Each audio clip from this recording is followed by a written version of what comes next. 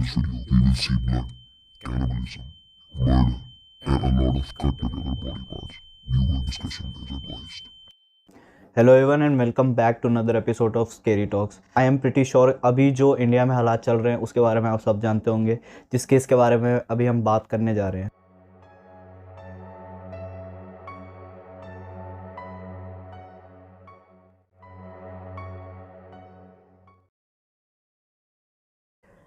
Nineteen 1995 Vasai Maharashtra में विकास मदन बोलकर, जो कि श्रद्धा के फादर हैं, वो अपनी फैमिली जिसमें उनका भाई, श्रद्धा खुद और उनकी मम्मी रहते थे।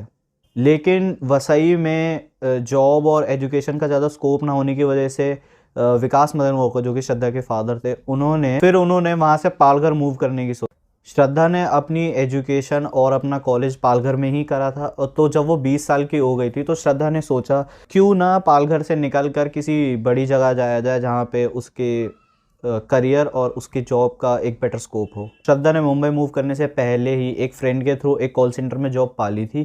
श्रद्धा जिस कॉल सेंटर में काम करती थी उसी कॉल सेंटर में आफ्ताब भी काम करता था। वैसे र्यूमर्स ये भी है कि श्रद्धा आफ्ताब को पहले से जानती थी, लेकिन ये कंफर्म नहीं है, सो मैं इसे वीडियो में एज अ फैक्ट बोल नहीं सकता।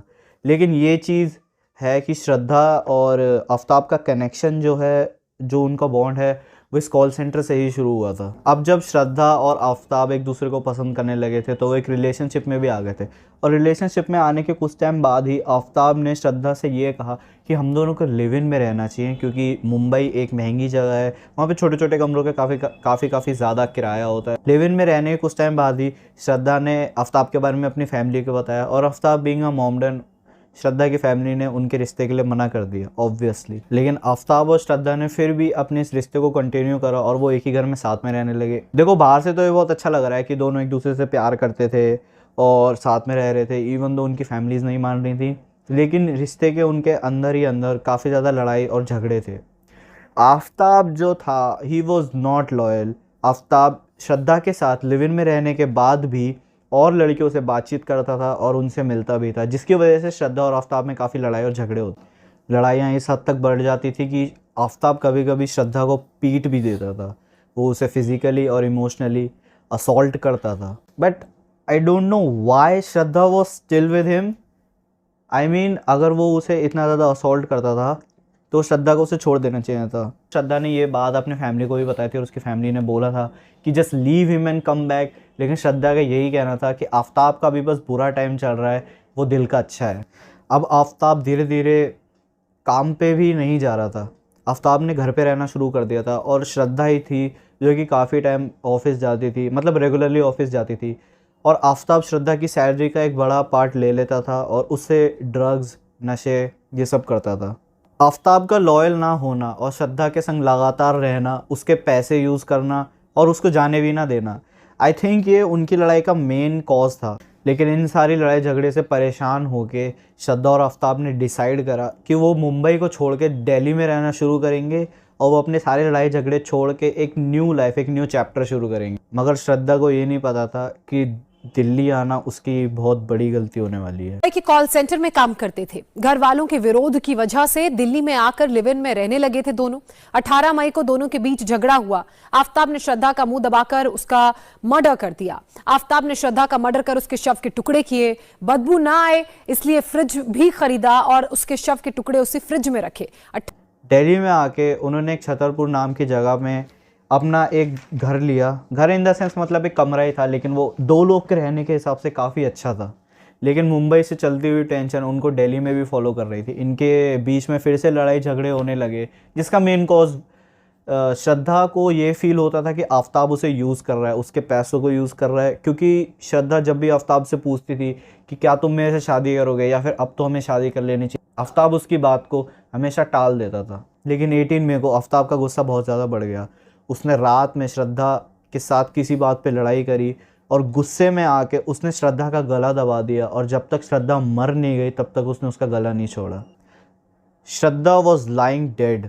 लेकिन इस सिचुएशन के बाद भी आफ्ताब वॉज वेरी काम, जो कि काफ़ी टेरिफाइंग है एज इन, क्योंकि murder is not a small thing. Sources के माने तो ये कहा गया कि आफ्ताब ने श्रद्धा की लाश को उसी कमरे में छोड़ा जिसमें उसने मर्डर करा था, उस कमरे से बाहर आया, उस कमरे को बंद करा और दूसरे कमरे में जाके खाना खाया एंड ही स्लेप्ट।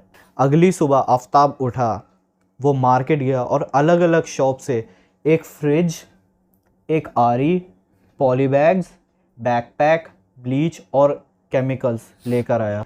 आफ्ताब ने फिर श्रद्धा की बॉडी को जिस रूम में उसे मारा था वहाँ से घसीट के बाथरूम में लेके गया, उसकी बॉडी को उधर लेटाया और शावर के जस्ट नीचे रखा ताकि जब वो उसको काटे तो उसका ब्लड ज़्यादा फैले ना। उसने शावर को ऑन करा, वो पानी डायरेक्ट श्रद्धा की बॉडी पे गिर रहा था and he started to cut her. पूरी बॉडी को काटना एक दिन का काम नहीं है और अकेले इंसान का करना तो बिल्कुल ही बहुत ज़्यादा मुश्किल हो जाता है।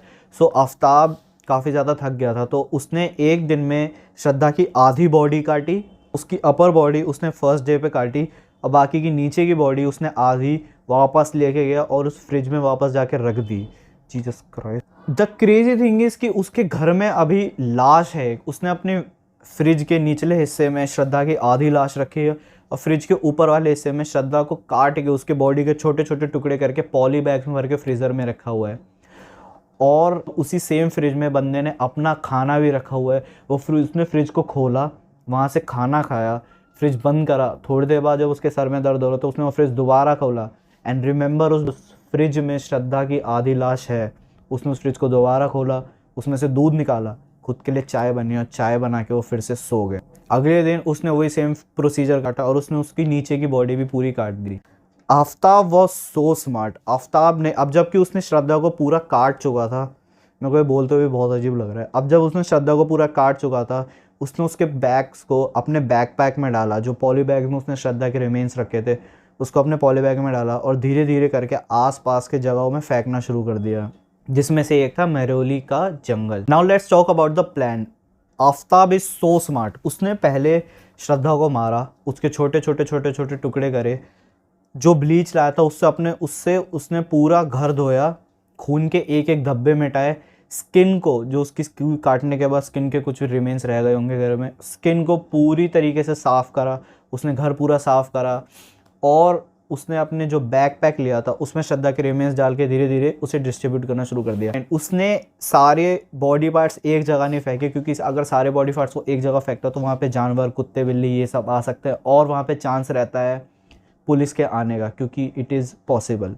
उसने श्रद्धा के सारे बॉडी पार्ट्स काफ़ी सारी जगह फेंक दिए। नाउ श्रद्धा की फैमिली, जो कि उससे अलग थे लेकिन वो उससे बातचीत तो करते ही थे, उनको धीरे धीरे इस बात पे शक होने लगा कि उनकी बेटी ठीक नहीं है। लेकिन आफ्ताब बीइंग अ मास्टरमाइंड, उसने श्रद्धा का फ़ोन यूज़ करा और वो श्रद्धा ही बन के लोगों को मैसेज करता था, उनके मैसेजेस का रिप्लाई देता था। इसीलिए आई थिंक 6 महीने तक किसी को पता ही नहीं चला कि श्रद्धा का मर्डर भी हुआ है। लेकिन after 6 months I think Aftab बहुत ज़्यादा कॉन्फिडेंट हो गया था, तो उसने श्रद्धा का फ़ोन यूज़ करना छोड़ दिया।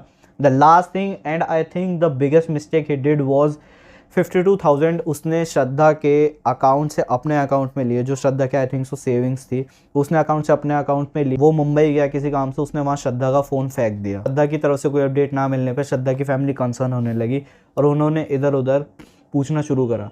फिर उन्हें एक म्यूचुअल फ्रेंड के थ्रू पता चला कि श्रद्धा और आफ्ताब मुंबई छोड़ के दिल्ली रहना शुरू कर चुके हैं। उन्होंने दिल्ली में भी कांटेक्ट करने की कोशिश करी, लेकिन श्रद्धा की कोई अपडेट ना मिलने के बाद थक हार कर उनकी फैमिली ने पालघर के पुलिस स्टेशन में ही उन्होंने कंप्लेंट डाल दी। एंड सून ये कंप्लेंट पालघर से मुंबई और फिर मुंबई से दिल्ली पहुंची। सर्च करना शुरू करा और उसके बाद उन्हें जल्दी आफ्ताब के बारे में पता चला। जब उन्होंने आफ्ताब से पूछा तो आफ्ताब ने कहा कि मेरी और श्रद्धा की 18 मई को लड़ाई हो गई थी और उसके बाद वो कहाँ है मुझे नहीं पता। मैंने उसे बहुत ज़्यादा ढूंढने की कोशिश करी, बहुत मैसेजेस करे, कॉल्स करे, लेकिन उसने किसी चीज़ का जवाब नहीं दिया। पुलिस ने आफ्ताब के कॉल रिकॉर्ड चेक करा और फिर उन्होंने देखा कि 18 मई के बाद से आफ्ताब ने श्रद्धा को एक भी बार कॉल नहीं करा है। बस आफ्ताब और श्रद्धा के बीच में 18 तारीख के बाद एक ही कनेक्शन था और वो तो 52,000 का ट्रांजैक्शन। जब कॉल रिकॉर्ड सामने आया तो आफ्ताब उनका प्राइम सस्पेक्ट बन चुका था। उन्होंने आफ्ताब को फिर से पूछताछ के लिए बुलाया और इस बार आफ्ताब ने सारी बातें पुलिस को बता दी। ये चीज़ समझ नहीं आई कि अगर आफ्ताब श्रद्धा को मारने में इतना ज़्यादा दिमाग लगा रहा था तो उसने पुलिस से बचने में इतना ज़्यादा दिमाग क्यों नहीं लगाया। उसने वो एक एक चीज़ डिटेल में बताई कि कैसे वो और श्रद्धा मिले, कैसे उन दोनों की लड़ाई झगड़े होता था, कैसे वो दिल्ली आए, कैसे उसने श्रद्धा को मारा, उसके टुकड़े करे, और फिर उसने ये बताया कि उसने श्रद्धा के सर को किसी तो लोकेशन पे लेके गया, उसके सर में पहले आग लगाई और फिर आग लगाने के बाद उसके सर को ज़मीन में गाड़ दिया। ये चीज़ बोलते हुए मुझे इतनी ज़्यादा डिस्टर्ब कर रही है। कोई इंसान इस कदर हैवान कैसे हो सकता है। As of now Aftab police की कस्टडी में ही है। पुलिस वाले अभी तक ये प्रूफ नहीं कर पाए हैं कि आफ्ताब ने श्रद्धा को मारा है, इवन दो उसने पुलिस को ये स्टेटमेंट दी है कि हाँ मैंने ही श्रद्धा को मारा है लेकिन वो उसे अभी कोर्ट नहीं ले जा सकते क्योंकि कोर्ट जो है वो एविडेंस पे चलता है। आफ्ताब कोर्ट में जाके ये भी कह सकता है कि पुलिस वालों ने मेरे को प्रेशराइज करा था ये सब बोलने के लिए, और वो वहाँ से बच सकता है। इसलिए पुलिस वालों का ये प्रूफ करना कि आफ्ताब ने ही श्रद्धा को मारा है ये काफ़ी ज़्यादा इम्पोर्टेंट है। लेकिन क्योंकि श्रद्धा को मरे 6 महीने हो चुके हैं तो उसकी जो बॉडी पार्ट्स हैं, बॉडी का डीएनए और उसको ऐसे आइडेंटिफाई करना थोड़ा मुश्किल हो रहा है फॉरेंसिक टीम के लिए और पुलिस वालों के लिए। ऑल आई वांट टू से इज़ कि आफ्ताब बचेगा तो नहीं, क्योंकि ये मैटर बहुत ज़्यादा बढ़ चुका है। आई थिंक निर्भया केस के और रेयान इंटरनेशनल के केस के बाद ये ऐसा केस है जो काफ़ी ज़्यादा ऐसे लाइट में आया है पब्लिक के।